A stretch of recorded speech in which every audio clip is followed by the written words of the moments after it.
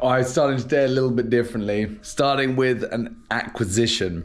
I have got in touch with a guy about buying a Mercedes 190E. It's kind of for myself, but it's also mainly for Sophie, my girlfriend, so it's kind of a surprise. Well, it is a surprise, she doesn't know. But it's hers to drive as she wants, but it's kind of like the first in my growing collection, I suppose you'd say, of vehicles. Yeah, I am extremely excited. So it's coming up next.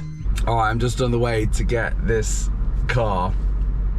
Pretty excited, to be honest. My first classic car. Although I suppose, well, the Mini counts as a classic car, obviously, but it's not going to be classic in style afterwards. Well, other than the exterior. But anyway, actually, I think this one doesn't technically qualify as a classic. I think it qualifies as a future classic. I think it's 40 years and then it becomes a classic. That's the point at which you don't have to pay tax or get an MOT. And it's like rolling. So it's like 40 years from whatever your year is. So at the moment, it would be like anything pre-1985. You don't have to pay tax and you don't have to bother getting an MOT done. So, and I think then it doesn't matter about ULEZ either. This one's 91, so I am gonna have to pay ULEZ, which is a bit of a shame. But yeah, I'm buzzing to show Sophie later. She's gonna absolutely love it. She's gonna have absolutely no idea. So yeah, exciting stuff. Apart from the fact that I'm just sat in gridlock traffic, which I always am. And I will try to take some footage when I'm there, but let's see how I get on. I might get so distracted by how much I love it. All right, as I thought, I forgot to record Sophie's reaction, but it's a few days later. She absolutely loves it, and here is the car. Look at the actual state of this thing. With the proper badge on the front. It's in outrageous nick because the previous guy sent it to a mate of his who was a taxi mechanic, and they completely restored the body, so it's completely rust free. But look at these details, like these indicators, they got the gap in between them. It's so cool, and it's got the little two-tone colour. It's absolutely amazing. Got a sunroof as well, which is really nice. Honestly, the whole thing is like ASMR. Like how physical it is, all it is. Look at the interior. It's so nice. It's got that proper old school car smell as well. But it's in unreal nick in here as well. Like, I mean, there's a few little marks on the seats and stuff, but not really, but by and large it's in unbelievable nick. I have got Apple CarPlay installed because otherwise it's just, oh, hold on, there you go. Unlock this, get the ignition going, because then when you turn the ignition on, this goes, which is pretty sick. And then when you turn it off, it goes in, but it actually is in extremely good working order, to be honest. And look how you open the front, is that this thing comes out here. You pull that, and that opens up the bonnet, which actually stays open itself. But it sounds real nice. It runs really smoothly. So Sophie is absolutely buzzing about it. I'm gonna try and work out how to close this now. But yeah, as I say, all the noises it makes are just so good. Like that, the aerial going down there. It's an extremely decent bit of kit that I am extremely happy about. It drives very nicely, to be honest. Very smooth. It's not very fast, as you might expect, but it's done 95,000 miles, so should get a lot more. I mean, I think apparently these will do 250,000 quite easily, so I very much doubt we're ever going to get anywhere near that number. So first classic in the collection. Bye.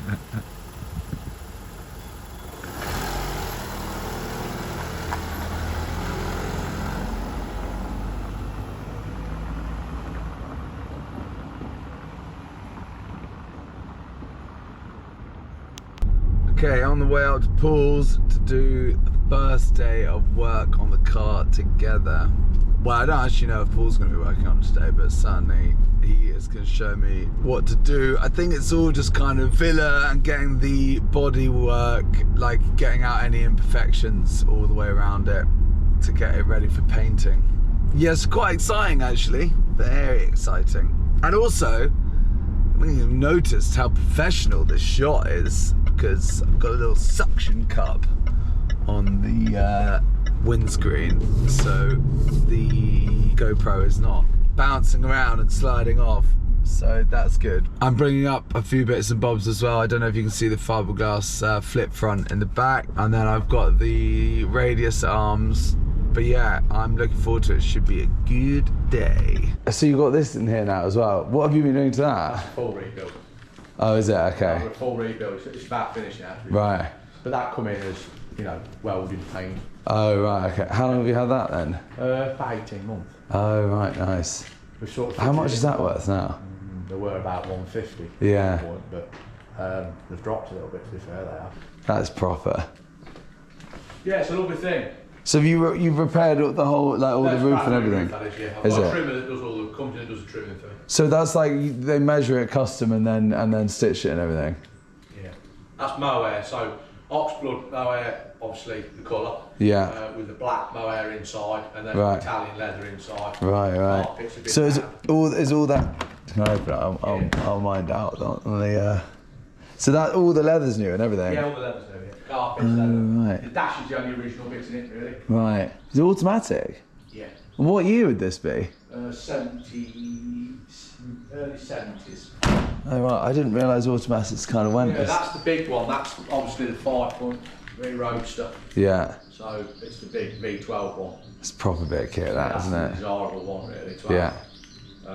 All the bit that I think the early ones, the Mark ones. Yeah. We're not, you know, we get sort of sidetracked into all sorts of stuff, really. Yeah. But we've done Astons, we've done quite a few of these.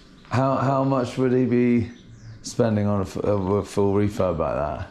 Like that, probably 100 grand. Really? Yeah. Oh, that's big money, isn't it? So how much do you think you bought it for? I don't know, really. Sometimes they're a bit sort of secretive, really. But it varies massively though, doesn't it? Just on the condition. And as well as that, so does the restoration cost as well, depending on what extent it needs. Yeah. Really. And I suppose what they want to do and what they want to go to as well. Needs work, and we got away with that where the engine didn't need any work really, or the gearbox. Oh, okay. So that was quite good, but we had it run up on a rolling road first to make sure everything was good. Yeah. Before we took it to bits, basically. Right. Just to make sure everything was good, and then we detailed the engine, and then built it from ground up really. Yeah. Blasted it, panelled it, painted it, and then refitted it with new parts. It's Trying quite to use what we can where we can. It's quite big, isn't it? It's really long. It is really long, really long. Yeah. It's surprisingly long, really. That's like over 4 meters, isn't it? Like 5 meters or something. Yeah. It's crazy length really. I think I have decided on this blue as well, actually. Speedwell. Speedwell blue. Yeah. There was this kind of great dark blue greyish colour, but actually I do just prefer that. I think. Proper 60s period colour that is. Yeah. Any of those kind of pastel ones are really nice. Yeah. Quite a popular colour really. We've got another one in there that's the same. That's an elf. So this is an elf. Is this the one that was up? Yeah, that's a Riley elf. So they're quite a cool thing really, with the little fins on the back. Oh right, is that new? Is that the one that was up on the? I don't know where that. I think it was up. Probably inside the other unit. That and a motorbike engine in it. I do like it with the black roof though as well. Yeah, it breaks it up a little bit. Yeah. So that's what we're doing, I think. Yeah. But and then the roll cage black as well. Yeah.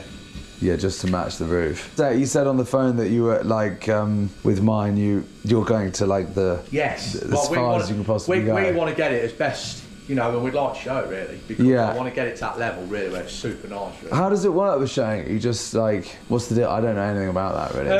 So there's certain shows that we do. So have you heard of Stamford Hall? No, Big, no. stately house, in the nice grounds, in lovely grounds, with a lake, and that's like September.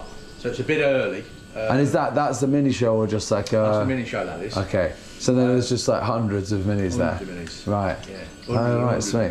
And then you go, you have your own like space. We have our own space. And then They judge all of them. Yeah, they judge them. I mean, like with different categories. Yes. Or? Okay. Different categories. And also, because yours is going to be such a radical build, there's nothing out there. There's nothing like that. We're the first ones to do that. Yeah. We can go to like custom shows where it's going to do well. Right. Okay. Got it. The nature of what it is, how different it is, and what it is basically. And what would the categories be at that Salvador show? It'd be like. It'd be highly modified. Yeah. It might be too highly modified for the class, because we've gone with certain stuff and they just can't get their head round like. Well, yeah. In October, I've got a Mark 1 Escort coming in, and he wants me to put an Honda engine in the front of that. Yeah. There's lots of lads out there that find me somehow. It's word of mouth. Yeah. Knowing that I'll make anything or put anything into something. Yeah. And I enjoy doing that really.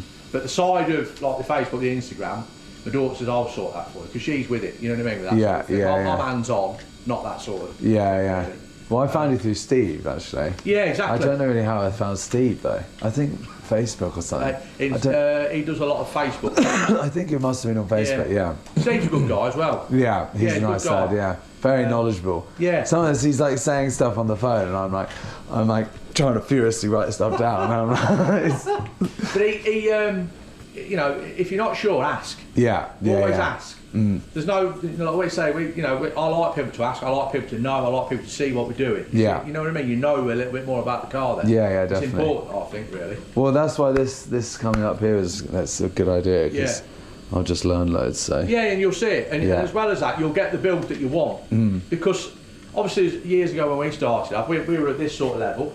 And then you see, we go to different shows and you think, that's a nice idea, what he's done on that. You pinch that idea. Yeah. And then you think, well, I'll twist that slightly. And you evolve, don't you, really? Yeah. And that's what it's about, really.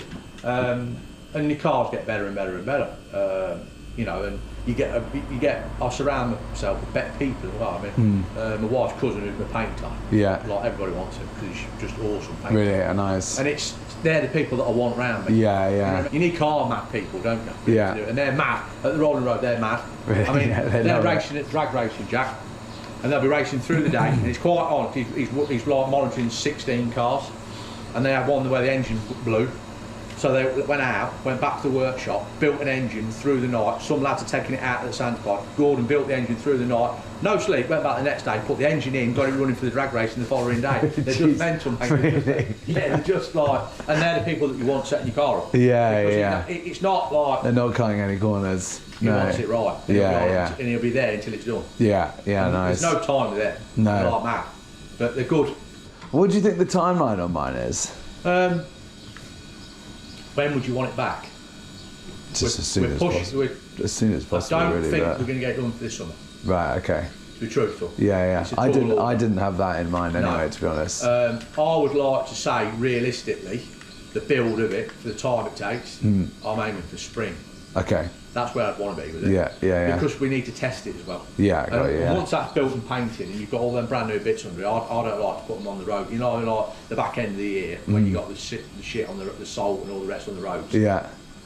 Just wait till you just got the break in the weather, and then I'll say to you, right, what I try and do over the years, we've sort of put it together whereas we iron out all the problems before the car goes back. So what we would do is build the car, wait for the good weather, take it to the rolling road, you'd come with us, run up on the road, make sure that it's good, get it back, then we'll go and get some road miles on there. So I'd say, right, come over then, Jack, and we'll go out and we'll have a drive round in it, make sure it's good, make sure it's working, make sure we've got no faults or silly bits messing around. Yeah. Then I'll say, right, I'll bring it back to you.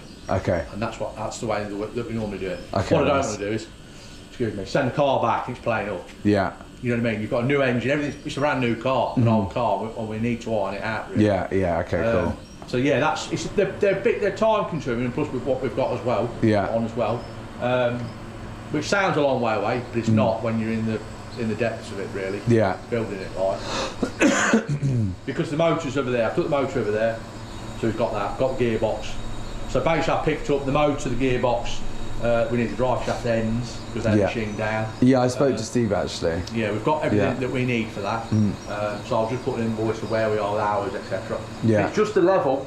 It's hard to gauge where you want to be. Yeah. Really, on the level of things as well. I think basically just as far as possible. Okay. Yeah.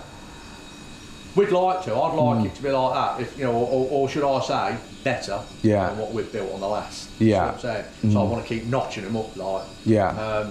You know, like we had with that, we've not shown that green in yet, and when that goes out, we'll get some good comments. And we've never really shown that other than just took it to our stand there. Yeah. And we've had major comments, and that's a 7-year-old build now.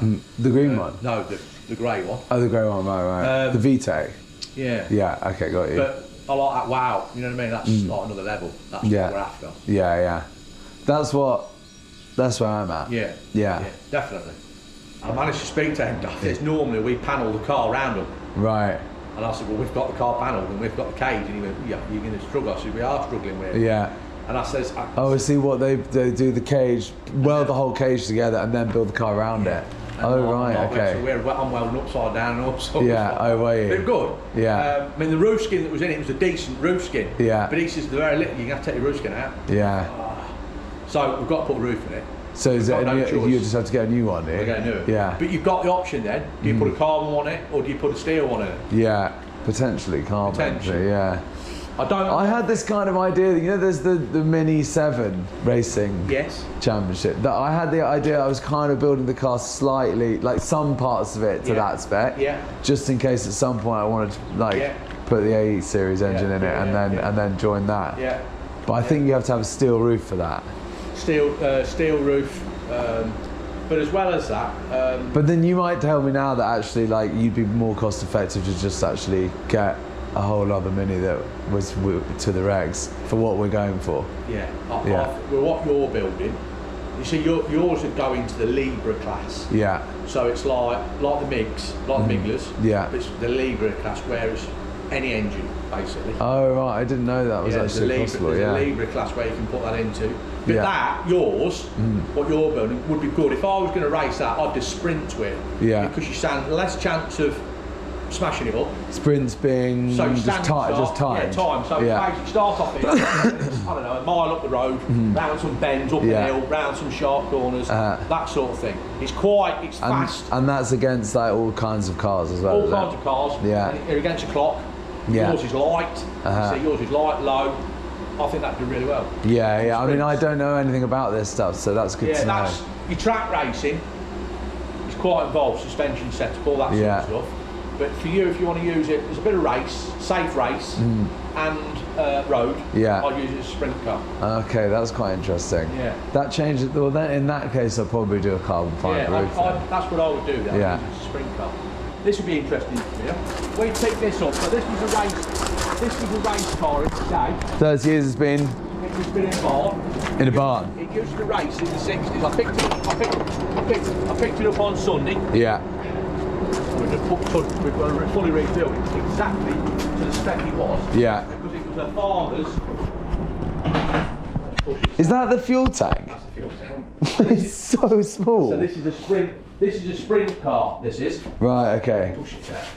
So is this someone that you knew, or they've just found you? They're founders, lot. Yeah. They knew we do a lot of race stuff, so they're founders. This has been in the barn for 30 years, and the couple have asked us if we can commission it, so fully rebuild it. Right, right. But this is a sprint car. Yeah. So you can see what he's done to it. But if you look at the safety features, that's all the guys had was a roll cage.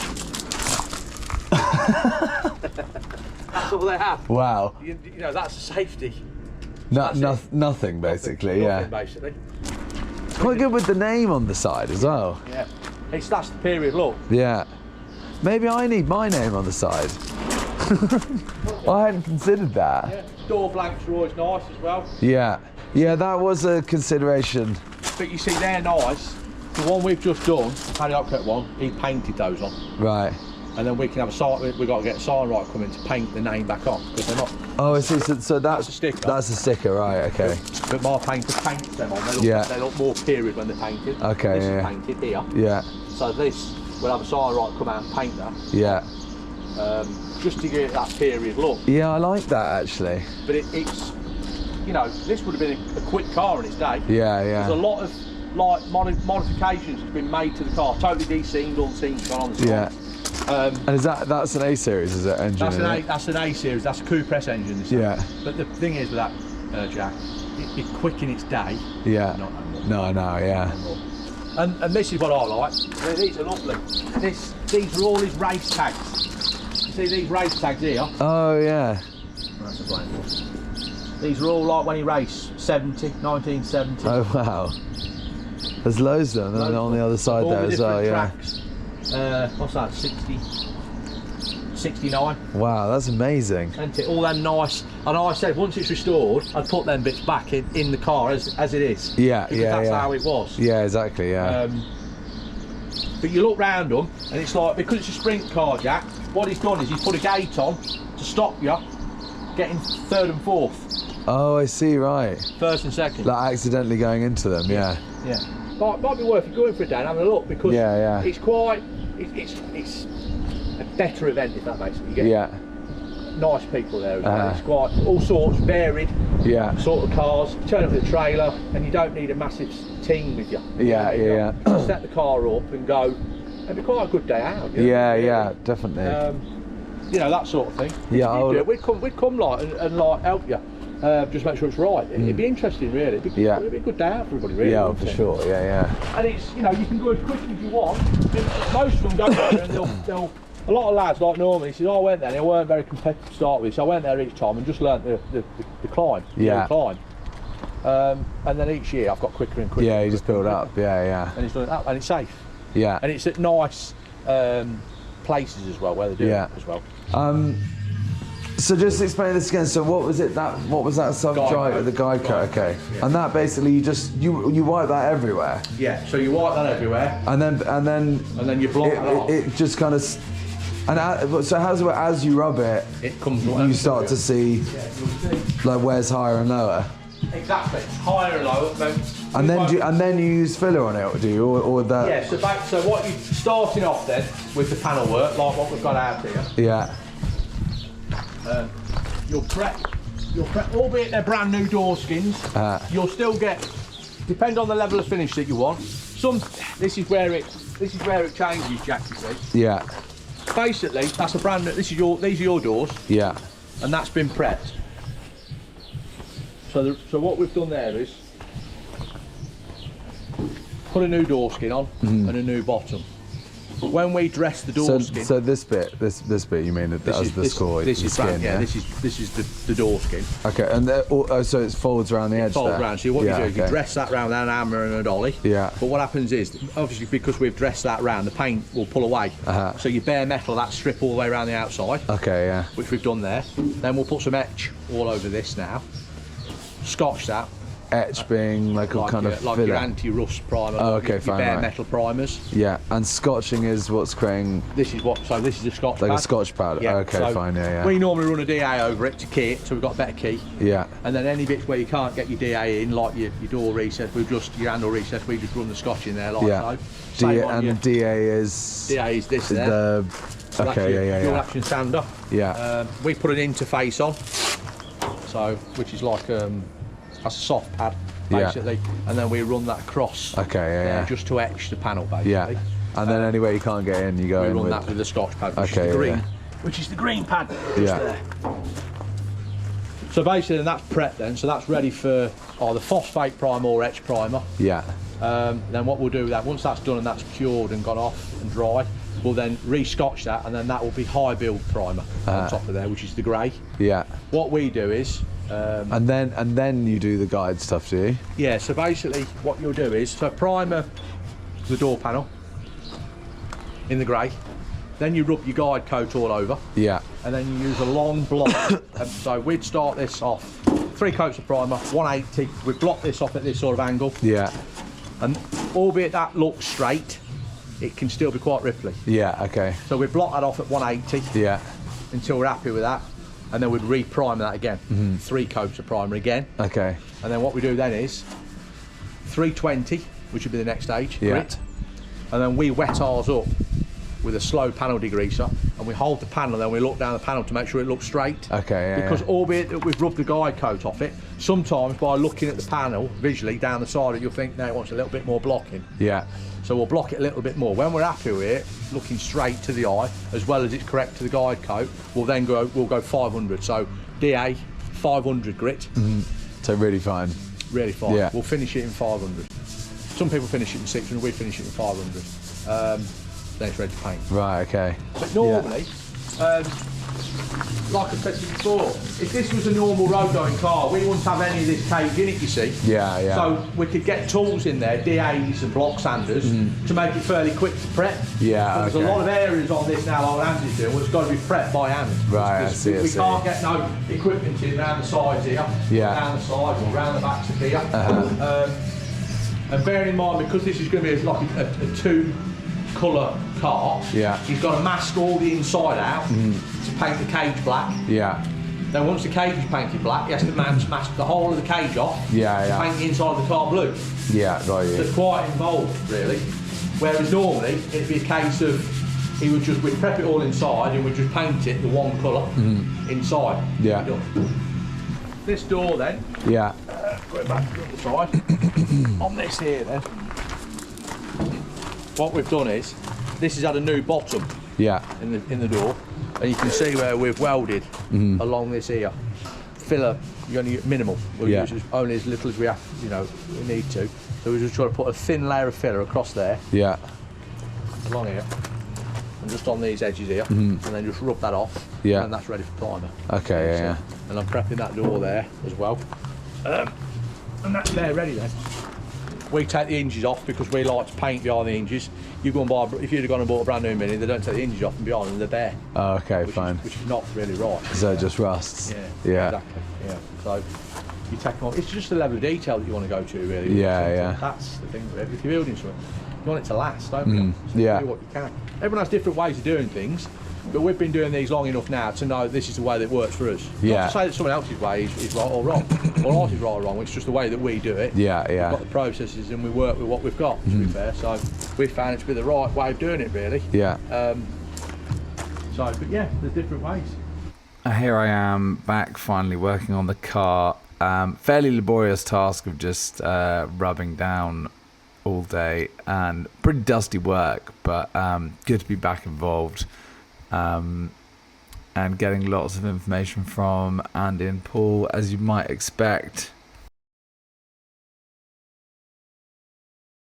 Also thought it'd be worth doing a full walkthrough of the car so you can see what's actually been done. So it's got new rear quarters. You can see where they've cut out the hole that's going to receive the carbon fibre boot floor. That parcel shelf is going to be cut out as well. That's going to be carbon fibre. It's rear quarters on both sides. Totally new floor as well. Obviously that roll cage has gone in, but you can see the floor is in. We can't really tell that much there, but yeah, that's in mint condition. New scuttle panel, and then the inner wings have been strengthened there as well, just to solidify everything up. Custom little box section in the middle there, just to open out more space. And then just the other side, rear quarter as well.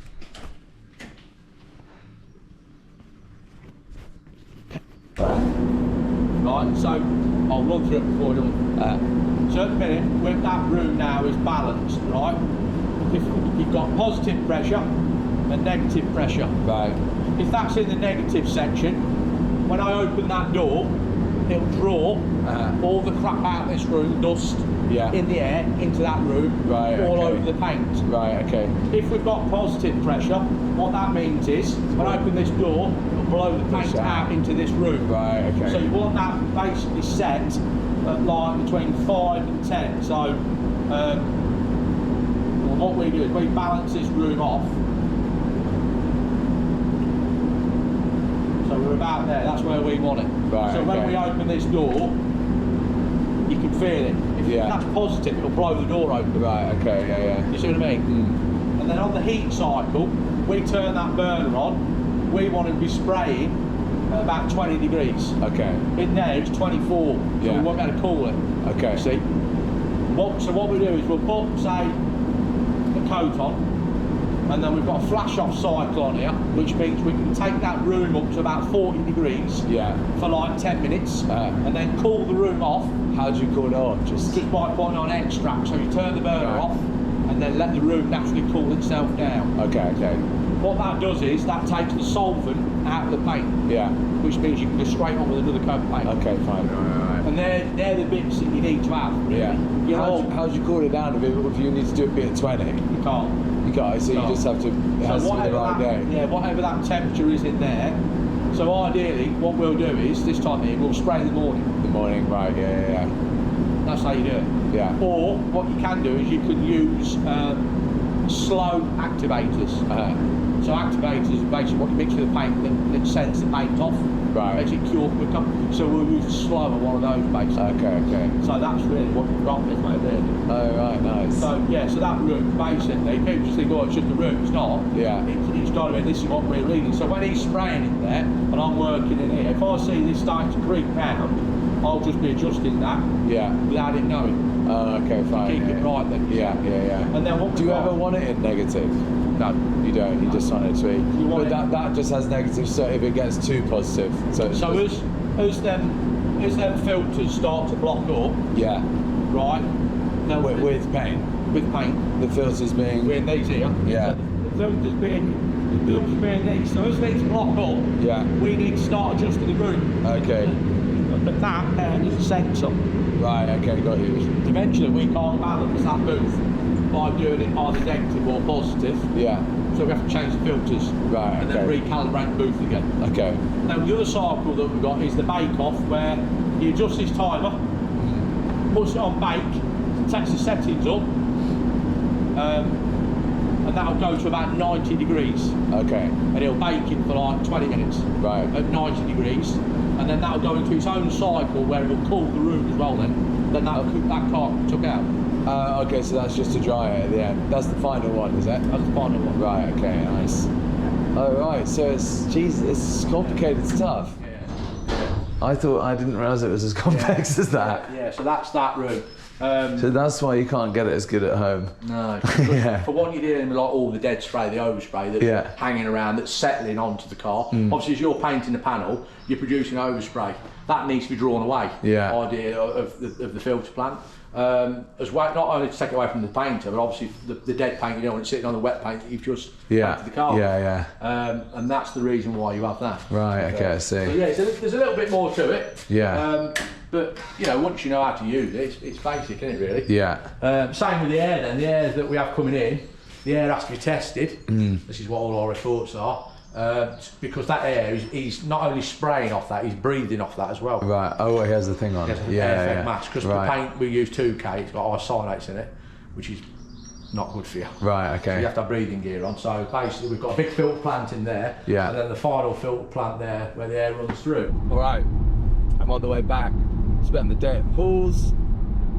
Very good stuff. Quite laborious work because it was just sanding down the primer, but it's a crucial step to get it to have a ultramarion finish. So great to just like have the chats though. You know, I could just ask whatever questions and just about all sorts. So very informative and just fun discussing what the car's gonna be like. I will be going back up there probably for 2 days, so like do one whole day and then stay the night and then do the next day once it's starting to be built, which is very exciting. Please make sure to like and subscribe, and thank you very much for watching. Until next time, thank you, bye bye.